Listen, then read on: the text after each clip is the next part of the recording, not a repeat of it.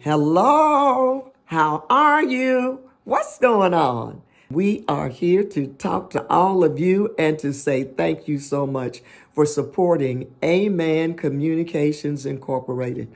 That's our nonprofit organization. What we do is fundraise and we sell and publish books that I've written, and we take all of that money, put it together in an account, and we help students who've graduated from high school. We provide dollars for scholars in order for them to go further with their educational support and training, career training especially, so they can get accreditations and certifications and degrees and training and apprenticeships and learn all they need to know in order to go further with their careers and to get out there and really, really do well into the world of work. So today we'd like to talk a little bit about the world of work by sharing some of our experiences recently with public schools. We have been substitute teaching at schools across the county, in our various cities, mostly in middle and high schools, and we have learned so much. So we thought this would be a good thing to talk about on Conversations with Mable. Conversations with Mable and Brother Paul. And today we're going to share what we've learned. What have you learned, Brother Paul?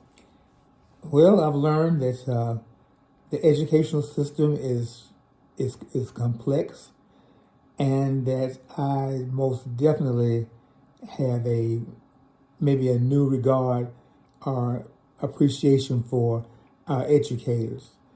They really have a difficult job, and because of the state mandates and testing and curriculum and all this kind of thing, everything is laid out, and they're being, I'd say watched, but they're being monitored. So, it's a lot of pressure, and you're trying to educate, the young people. Some want to be educated, and unfortunately you have others that do not. And you got to, as a teacher, they had to blend that together and work in the classroom to motivate all the students. And it's not a easy task to do. And when you have 20 plus students in a classroom, it can be overwhelming and intimidating. Yes, it can be. And neither one of us have educational type backgrounds. Neither one of us have spent years working in education. He was in manufacturing. I worked in radio, television, and public relations. But I tell you, when some students ask me, well, Miss Scott, are you a real teacher? And you know what I told them? You know what, students? I'm not a, quote, real teacher.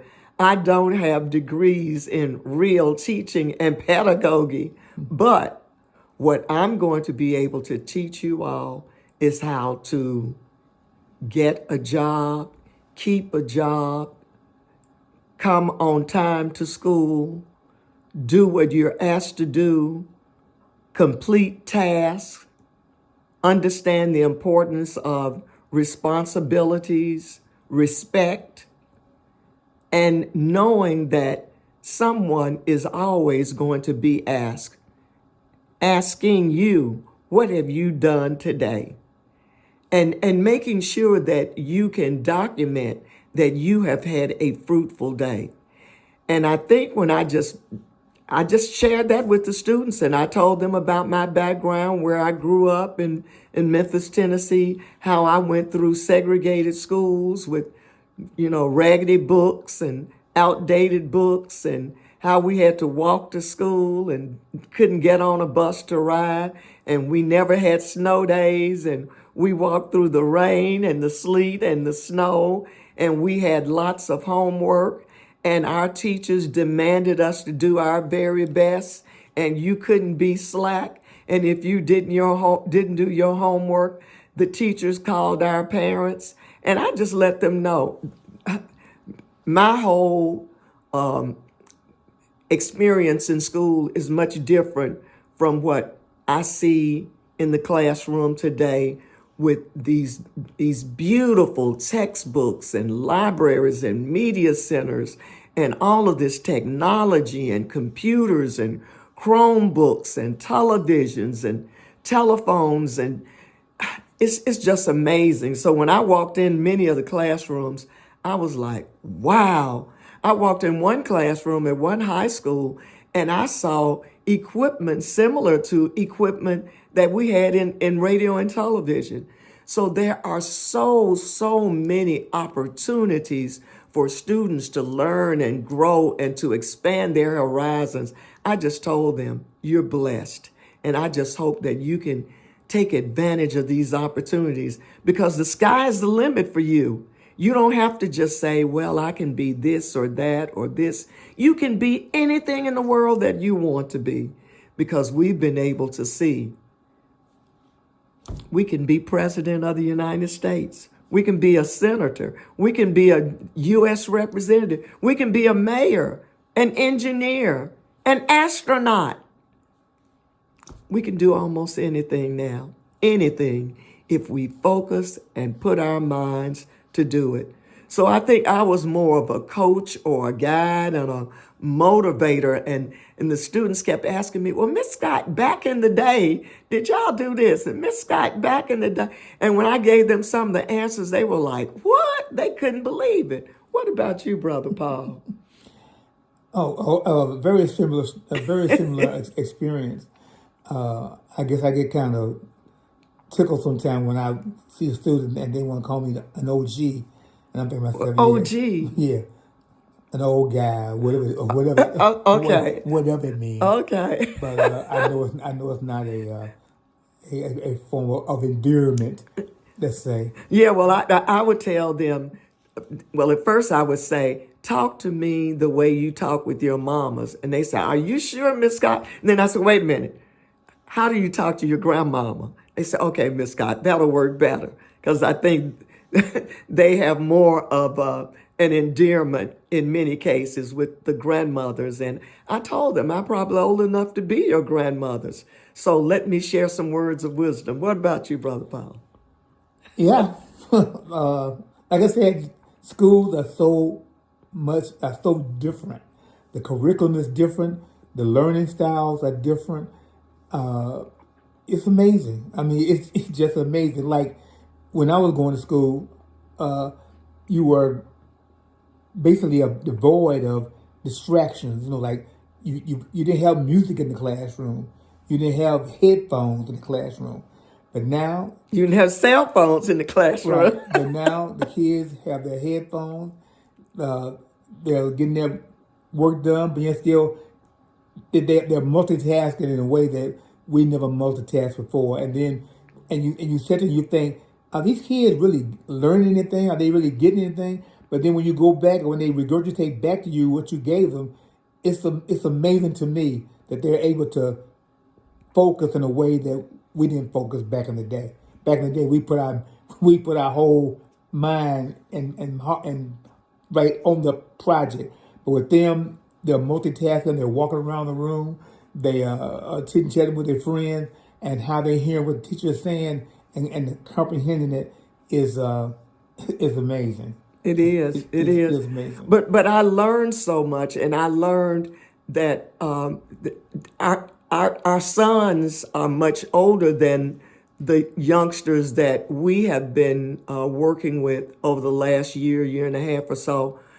But there's such a difference in the youngsters that we're working with now and our children. And they have brought me up to a whole nother level as far as lingo and what words mean and dress and apparel and television shows, radio shows, music. But there were so many things that we had in common that we could talk about and that we experienced together and learned together. And I just loved it when we were comparing literature from the Black Renaissance with much of what we hear rappers do now. And you're hearing some of the same issues and some of the same problems that happened during Black Renaissance, during the 1920s, 30s, that we're having even today. I guess the only difference is when you listen to some of the rap music where there may be some words and that we can't say over the air. Back during the Black Renaissance, those authors weren't using those words, but they were still saying the same thing, the same issues. And that lets us see that we still have a long, long way to go as far as our country to get to what the Declaration of Independence and the Constitution and everything that we grew up believing and saying when we were young people, understanding American history and realizing that America is still a young nation and we are still growing towards what Dr. Martin Luther King wanted us to be. Yeah, because we are not there yet. And unfortunately, some people think we are there. But just because you're making some money does not mean that everything is okie-dokie. Because this is, like I heard somebody the other day, somebody gets below and your whole world could just crumble down. Everything you thought you had and worked for could be snatched in a heartbeat. So don't get so relaxed and so comfortable with what you think you have, because in an instant it can be gone. And right now, the climate of the country is unlike anything I had ever seen in my life. We are up for a battle. That's all. We are in for a battle. If things flip or change, it's going to be something when somebody's telling you they're going to be vindictive and they're going to go after people who they think are after them. That's unheard of. And if it happens, you don't go about doing it and talking about it publicly. I mean, that's just, it's different. The world is changing, and I saw one of my friends who is a professional referee who was even saying in athletics how, he went to this city, which is not a city close to where we live in North Carolina, but he went to another area and he was refereeing, and he talked about how the parents, the coaches, the audience, the children playing ball on the floor, just everybody, they were so rude, they were cursing, they were not disciplined, they were unruly. It was just havoc. You make a call and it's like people ready to jump on you. And I thought, wait a minute. Now, I'm not a real expert in athletes and sports and everything, but that was one area where I always said, now this is where you can learn discipline and teammanship and how you can learn how to be competitive, but you learn how to support your fellow team players. And these are skills that you learn playing ball or swimming or whatever you're doing or running track. And you learn these skills in athletics, but those skills are transferable because you need them when you're working in manufacturing, right? You need to know how to get along. Exactly. You learn them and you need them when you work at a radio station or TV station or a newspaper or university or wherever you end up working, a business office. But Brother Paul, if people can't get along and follow rules and listen to a referee on a basketball court, what does that mean? Like I said, and you remember this, I've been saying for the longest, people are crazy. They have lost their mind. I mean, and things that people do that they didn't do before. For instance, in our neighborhood grocery store, people did not park in front of the store in the fire lane. They never did that before. But now, it is commonplace. You drive up, cars are all in the fire lane. People they done jumped out of the car, gone in the store shopping, then they come back and the car. I mean, they didn't used to do that before, but now people feel like they're entitled. And leave the car running. And then somebody steal it, then they all been out of shape. I mean, like I said, I take folks, trust me, believe me this. People have lost their minds. Check it out. See the things people are doing now that they didn't do before. And you read these stories and some of these news reports with like this case where this woman just got sentenced to jail for allowing her son to have a gun. And they went out and bought the kid a gun knowing that he was mentally unstable. And now she's up there boo-hooing because they sending her little brown. Well, We don't know, Paul. We don't know. We don't know what's going to happen. We just don't know what's going to happen in that particular case. But what we are saying is that things have changed tremendously, and I think by going to I can say this on this particular channel. I know that by going to Vacation Bible School, Sunday school, church, Baptist Training Union, all these different things that we learned as little kids growing up about good and evil and right and wrong, and you have to do things and respect people and look up to adults and call people Mr. and Mrs., brother or sister, reverend, and I'm not saying you need to always give people titles, because I tell everybody, I'm Able Mable. You don't have to call me Dr. Scott. You don't have to call me Mrs. Scott. I'm just Able Mable. But the respect that you give people, that was something that we always were taught, and how to look people straight in the eye when you're talking to them, and how you stand up tall and hold your shoulders up and you say, I am proud of who I am, and I want to talk to you, and let's have a conversation. And even if we disagree, Brother Paul, we don't have to fight. And even when people fought when I was a little girl, when there were fights, people were fighting with what? Their knuckles. They were wrestling and tussling in the dust. Whereas now people are bringing out knives and guns, and it's what has happened? And I think it all goes back to we have not done enough as far as teaching basic principles of right and wrong and respecting each other. I remember one day I talked to some high school students and I told them, all of you are gentlemen and gentlewomen to me as I'm concerned, and you're kings and queens. And I expect the young men to treat the young ladies as queens, and I expect the queens to treat the young men as kings. And I think people were kind of snickering at first. And I said, I want you all to respect each other and to understand each other and to try to take care of each other, because we're in this thing together. We're in this thing together, and we have to look up to each other and say, I need you, you need me. I love you, you need me. I love you, you love me. We are in this thing together.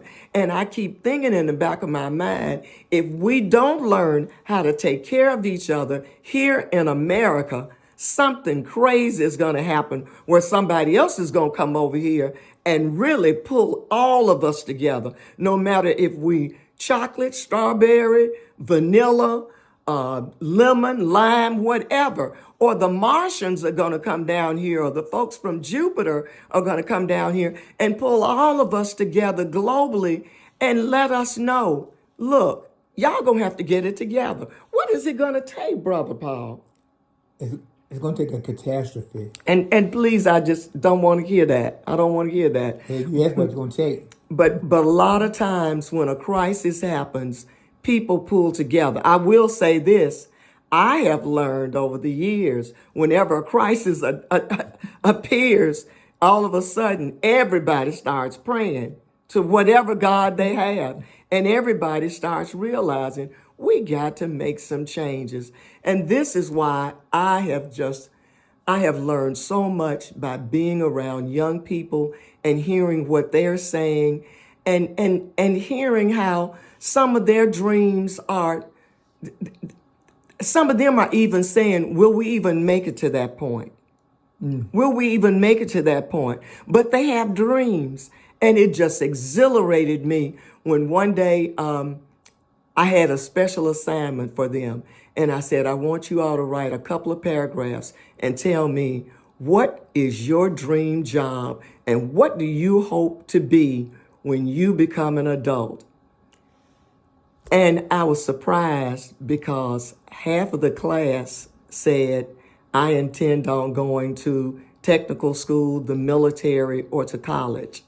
The other half of the class were bent on being entrepreneurs, business people, and starting their own thing to make their own money so they could run and do the dream that they had in the back of their heads. And I was surprised that so many were interested in entrepreneurship. Many of them had already started working on their dreams as photographers, videographers, being able to do tattoo art, nail technicians, cosmetologists, barbers. One young man said, my daddy has been repairing cars in our driveway, ever since I was a baby. And he said, I want to be able to make enough money so I can build us a little garage or something in the backyard. So that's where I can help my daddy and we can grow our business. But he already knew how to work on cars, but he was going to expand what his daddy was doing. I heard a number of children talking about how their parents had a business or a little store or a shop that they wanted to expand, or even construction, how they already knew how to do painting and how to renovate and how to do things that all of us need when we're looking for folks to help us to renovate our houses. So these young people are ready. They're ready to go. That's when I said, Brother Paul, we have got to give some scholarship money, not just to the youngsters who are going to college, 4-year schools and 2-year schools, but to those who are trying to become truck drivers and carpenters. And what are some of the other things we talked about? Oh, there's airplane pilots. Yeah, That's very, very expensive. And then working in all of the new industries that are coming to this area, building and making and repairing airplanes. And like I said, nail technicians, beauticians. There are so many things that you can do and make a lucrative life. But you have to have the skills, you have to have the certifications, you have to have the accreditation, and you have to follow some rules and regulations and pass some tests. I will give credit to the Guilford County school system. In many schools that I've gone to, they have entrepreneurial classes where the kids are learning skills. The youngsters are moving forward right there in high school. Well, I think they go all the way down to middle school. That they're learning entrepreneurial skills. So when they come out, they don't have to necessarily depend on a 4-year degree. If they don't want one, they can also do their own thing, which is great. It takes a whole lot to make the world go round. So everybody don't have to go and have a 4-year degree, but they can have a skill or something that everybody needs, like plumbers. How many of you ever had a chance or a need of a plumber and you can't find one? And if you find one, they're going to tell you it's going to be 2, 3, or 4 days before they can get to you. Well, by that time, hey, things all clogged up. You need somebody they say, you need somebody right now. Right now. So, this is a professional electrician. You can't find them when you want one. So there's all kind of heating and air, all kind of skill sets out there that young people can do that and make a decent living. Yes, lawn care, cutting trees. The list just goes on and on. Just look around your house. How many times have you, like Brother Paul just said, you couldn't find what you needed? You couldn't find a person. Right, because they don't exist. And I mean, because it's, I mean, then people stop going to those, those entrepreneurships and those internships. They stop doing it, but now hopefully they're going back to that mindset, because now they finding out that to get a college education costs you a fortune, and some folks take these loans out, and they are paying on them forever. Yeah. On in a job that does not pay for the loan that they've taken, which means they're upside down for a long period of time in their life. They're constantly paying on $100,000 loan and making the $40,000 a year job. That's reality. But if they choose another profession, you can make some money. And then we have to look at, do you have some God-given gifts or talents? Some things that just come natural for you. And you end up doing it and you find out, oh, wow, I can make a living doing that. I remember being in a technology class, and there were some things that we could not fix with some of the computers. And I said, who is the expert in here as far as computers? And people were pointing to this one young man. I said, come here, sir. You think you can help us out? He went around and helped everybody who needed help in that room. And I called him back up to the desk and I said, do you have an A in this class? And he kind of smiled. I said, you got to be in this class. And he kept smiling. I said, let me tell you, you have a real gift. It could be innate, it could be God-given, but if you were able to go around and help all of these youngsters in this classroom, that meant that you really have a gift as far as IT and computers are concerned. And I started telling him about all the IT professionals I've worked with and the kind of money they make, the great salaries they get. I remember at one job, everybody with the big sports cars and nice Jeeps and stuff, they were the ones that were in IT. And I told the young man, you can do the same thing. So when your teacher comes back, you let her know you want to maybe even assist her sometime and really do your work and be serious about your work and hold your head up. It's okay to be smart. It's okay to do your work. It's all right to make A's. Isn't it, Brother Paul? It's most definitely all right. Yes. And some kids have figured it out. They do it, but they do it on the fly. They make the other thing. I'm not doing my work, but in the background, they doing their work, and they making them A's and B's on the report card. Yes. And they're moving forward. But for some reason, I don't know how their mentality got into the system about being smart is a detriment or not a good thing. But if you have the skills, use them, and then possibly you can help your compadre, because I'm sure they need the help, For real. and they probably would hate to ask for it, but they need the help. Hey, everybody wants to do. Most people want to do well. Yes, and then you can help the teachers too. And before we say anything else, we just want to say one last thing. Our teachers need more money. Our teachers need more money. Our teachers need more money. Don't they, Brother Paul?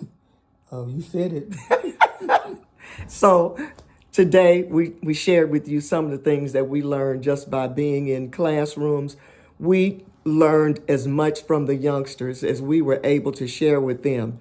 And if nothing else, they got a chance to see some more regular, everyday people who've had real jobs, and we told them the bottom line. And if you have a chance, an opportunity, go volunteer at a school. You don't have to do it every day, but go by and ask them, what can I do to help you today?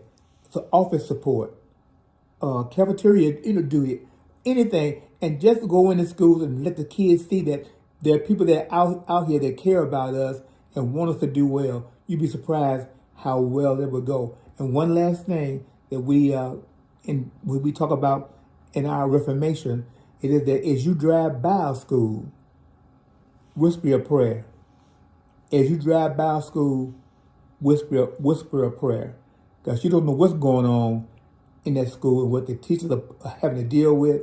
And so whisper a prayer that they be covered and that they will be to come home the way they came. Love you out there. God bless you.